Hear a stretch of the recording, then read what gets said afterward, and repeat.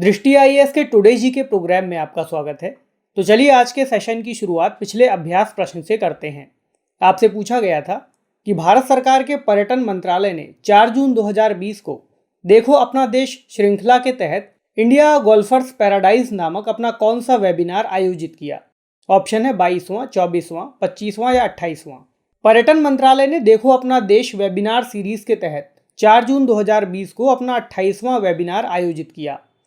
इस वेबिनार का शीर्षक इंडिया अ गोल्फर्स पैराडाइज रखा गया। इस आयोजन ने देश विदेश के गोल्फरों को गोल्फ अवकाश के 365 दिनों का अनुभव प्रदान करते हुए भारत के प्रमुख स्थानों पर गोल्फिंग के रोमांच एवं खूबसूरती को उजागर किया। इन वेबिनारों के आयोजन का उद्देश्य हमारे देश की समृद्ध विरासत, संस्कृति, रीति रिवाजों और परंपराओं को बढ़ावा देना और उन्हें प्रदर्शित करना है। तो इस प्रश्न का सही जवाब है ऑप्शन डी यानी 28वां। आज के सेशन का पहला प्रश्न देखते हैं। हाल ही में एनवायरनमेंट परफॉर्मेंस इंडेक्स 2020 जारी किया गया है। यह इस रिपोर्ट का कौन सा संस्करण है? 8वां, 10वां, 12वां या 14वां? भारत ने हाल ही में जारी पर्यावरण प्रदर्शन सूचकांक यानी ईपीआई इंडेक्स 2020 के 12वें संस्करण में 168वीं रैंक हासिल की है।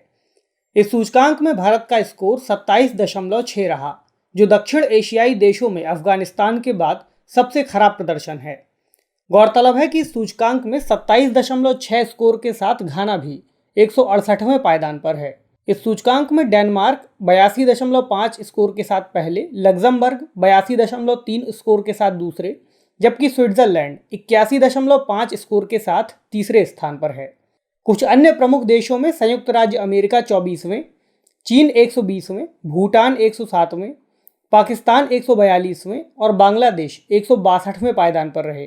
2020 की इस रिपोर्ट में 180 देशों के पर्यावरण प्रदर्शन को मापा गया है। यह रिपोर्ट द्विवार्षिक आधार पर येल यूनिवर्सिटी द्वारा जारी की गई है। तो इस प्रश्न का सही जवाब है ऑप्शन सी यानी 12वां। दूसरा प्रश्न, वर्ल्ड फूड सेफ्टी डे कब मनाया जाता है? 6 जून, 7 जून, 8 जून या 7 जुलाई? वर्ल्ड फूड सेफ्टी डे हर साल 7 जून को मनाया जाता है। यह दिवस खाद्य सुरक्षा के महत्व को उजागर करने और मानव स्वास्थ्य पर पड़ने वाले दूषित भोजन और पानी के प्रतिकूल प्रभावों पर वैश्विक ध्यान आकर्षित करने के लिए मनाया जाता है। 2020 के लिए इस दिवस की theme food safety everyone's business रखी गई है। 2018 में संयुक्त राष्ट्र महासभा ने 7 जून को विश्व खाद्य सुरक्षा दिवस के रूप में घोषित किया था और वर्ष 2019 में इस दिवस की पहली वर्षगांठ मनाई गई। गौरतलब है कि आज यानी 8 जून को हर साल वर्ल्ड ओशंस डे मनाया जाता है। तो इस प्रश्न में वर्ल्ड फूड सेफ्टी डे पूछा गया है, तो यह हर साल 7 जून को मनाया जाता है यानी ऑप्शन बी। तीसरा प्रश्न, निम्न में से कौन रिचर्ड डॉकिंस पुरस्कार पाने वाले पहले भारतीय बन गए हैं? जावेद अख्तर, चेतन भगत, के सिवान या शशि थरूर? प्रसिद्ध कवि, गीतकार और लेखक जावेद अख्तर 2020 के लिए प्रसिद्ध रिचर्ड डॉकिंस पुरस्कार प्राप्त करने वाले पहले भारतीय बन गए हैं। उन्हें यह पुरस्कार उनके स्वतंत्र विचारों, धार्मिक रूढ़ियों की जांच करने और मानव प्रगति एवं मानवतावादी मूल्यों को आगे बढ़ाने के लिए दिया गया है। यह पुरस्कार विज्ञान, स्कॉलरशिप, शिक्षा या मनोरंजन के क्षेत्र में कार्य करने वाले ऐसे व्यक्ति को दिया जाता है जो सार्वजनिक रूप से धर्मनिरपेक्षता यानी सेक्युलरिज्म और तर्कवाद यानी रैशनलिज्म के मूल्यों की घोषणा करता है और आवश्यकता पड़ने पर वैज्ञानिक तर्कों को बढ़ावा देता है। इस पुरस्कार के पिछले प्राप्तकर्ताओं में अमेरिकी राजनीतिक टिप्पणीकार बिल माहेर और आलोचक एवं लेखक क्रिस्टोफर हिचेंस शामिल हैं। तो इस प्रश्न का सही जवाब है ऑप्शन ए यानी जावेद अख्तर। चौथा प्रश्न, किस राज्य में पुलिसकर्मियों के मानसिक स्वास्थ्य की जांच के लिए स्पंदन कैंपेन शुरू किया गया है? ऑप्शन है उत्तर प्रदेश, मध्य प्रदेश, छत्तीसगढ़ या झारखंड? छत्तीसगढ़ राज्य में पुलिसकर्मियों के बीच मानसिक तनाव और अवसाद की जांच के लिए एक विशेष अभियान स्पंदन कैंपेन शुरू किया गया है।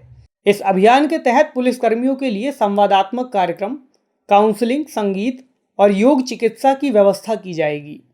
यह कदम राज्य द्वारा पुलिसकर्मियों की आत्महत्या के 50 से अधिक मामलों की सूचना देने और पिछले 2 वर्षों में अपने सहयोगियों पर हमला करने की कई घटनाओं को देखते हुए उठाया गया है। राज्य के पुलिस महानिदेशक के अनुसार पुलिसकर्मियों की समस्याओं की निगरानी के लिए एक मोबाइल एप्लीकेशन भी तैयार किया जा रहा है। तो इस प्रश्न का सही जवाब है ऑप्शन सी यानी छत्तीसगढ़। पांचवा प्रश्न, महाराष्ट्र के एक स्टार्टअप ने कोविड-19 के रोगियों का इलाज करने वाले अस्पतालों की ज़रूरतों को पूरा करने के लिए अपनी तरह का पहला इंटरनेट नियंत्रित रोबोट बनाया है। इसका नाम क्या है? ऑप्शन है कोरोबॉट, कोविड बॉट, रोबो हेल्पर या नेट रोबो। महाराष्ट्र के एक स्टार्टअप पीएनटी सॉल्यूशंस ने कोविड-19 के रोगियों का इलाज करने वाले अस्पतालों की ज़रूरतों को पूरा करने के लिए एक इंटरनेट नियंत्रित रोबोट बनाया है। इसका नाम कोरोबॉट है। कोरोबॉट रोगी के पास नर्सों या वार्ड स्टाफ की मौजूदगी या संपर्क की आवश्यकता को समाप्त करता है। यह रोबोट रोगियों को भोजन, पानी और दवाएं दे सकता है। साथ ही एक कैमरे और स्पीकर के माध्यम से रोगियों के साथ बातचीत कर सकता है। पीएनटी सॉल्यूशंस ने इंटरनेट ऑफ थिंग्स यानी आईओटी तकनीक का उपयोग करके इसे दुनिया के किसी भी स्थान से संचालित करने के लिए एक विशेष ऐप बनाया है। जानकारों के अनुसार दुनिया में पहली बार इस तरह की तकनीक को चिकित्सा क्षेत्र में तैनात किया जा रहा है। तो इस प्रश्न का सही जवाब है ऑप्शन ए यानी कोरोबॉट। छठा प्रश्न, न्यायपालिका की शक्तियों के संदर्भ में निम्नलिखित में से कौन सा या से कथन सही है या है? साधारणतः एकात्मक शासन प्रणाली में न्यायपालिका कमजोर होती है तथा संसद की शक्ति बहुत अधिक होती है। संघात्मक प्रणालियों में न्यायपालिका की शक्ति हमेशा अधिक होती है। कूट है केवल एक, केवल दो, एक और दो दोनों, ना तो एक और ना ही दो। न्यायपालिका की शक्तियां इस आधार पर तय होती हैं कि शासन का स्वरूप कैसा है। साधारणतः एकात्मक शासन प्रणाली में न्यायपालिका कमजोर होती है तथा संसद की शक्ति बहुत अधिक होती है। ब्रिटेन की राजनीतिक प्रणाली इसका सर्वश्रेष्ठ उदाहरण है। किंतु संघात्मक प्रणालियों में न्यायपालिका की शक्ति हमेशा अधिक होती है। उन्हें केंद्र और प्रांतों के बीच उत्पन्न होने वाले वैधानिक विवादों का समुचित समाधान करने के लिए यह शक्ति दी जाती है। अमेरिका और भारत के सर्वोच्च न्यायालयों को यह शक्ति प्राप्त है, इसलिए ये अत्यंत ताकतवर हैं। तो इस प्रश्न का सही जवाब है ऑप्शन सी यानी एक और दो दोनों कथन सही हैं। सातवां प्रश्न, निम्नलिखित में से कौन सा या से कथन भारतीय न्यायपालिका की विशेषताओं में शामिल नहीं है या है? विधायिका और कार्यपालिका के स्तर पर संघात्मक ढांचा होने के बावजूद न्यायपालिका के स्तर पर यह एकात्मक होने के नजदीक है। मूल अधिकारों के संरक्षण के तौर पर तथा संविधान के निर्वचन यानी इंटरप्रिटेशन की अंतिम शक्ति रखने के कारण भारतीय न्यायपालिका काफी शक्तिशाली है। कूट है केवल एक, केवल दो, एक और दो दोनों, ना तो एक और ना ही दो। भारतीय न्यायपालिका अत्यंत शक्तिशाली है। भारतीय राज्य व्यवस्था का ढांचा विधायिका और कार्यपालिका के स्तर पर भले ही संघात्मक हो, न्यायपालिका के स्तर पर यह एकात्मक होने के नजदीक है, क्योंकि केंद्र और राज्यों के स्तर पर भिन्न भिन्न न्यायपालिकाएं नहीं हैं। राज्यों के उच्च न्यायालय सीधे तौर पर सर्वोच्च न्यायालय के अधीन होते हैं। इसके अलावा मूल अधिकारों के संरक्षक के तौर पर तथा संविधान के निर्वचन की अंतिम शक्ति रखने के कारण भारतीय न्यायपालिका काफी शक्तिशाली है। न्यायिक पुनरीक्षण का अधिकार उसे पहले ही प्राप्त था। अब उसकी व्याख्या को संविधान के आधारभूत लक्षणों के एक अंग के रूप में करके न्यायपालिका ने अपनी शक्ति और बढ़ा ली है। तो इस प्रश्न का सही जवाब है ऑप्शन डी यानी ना तो एक और ना ही दो।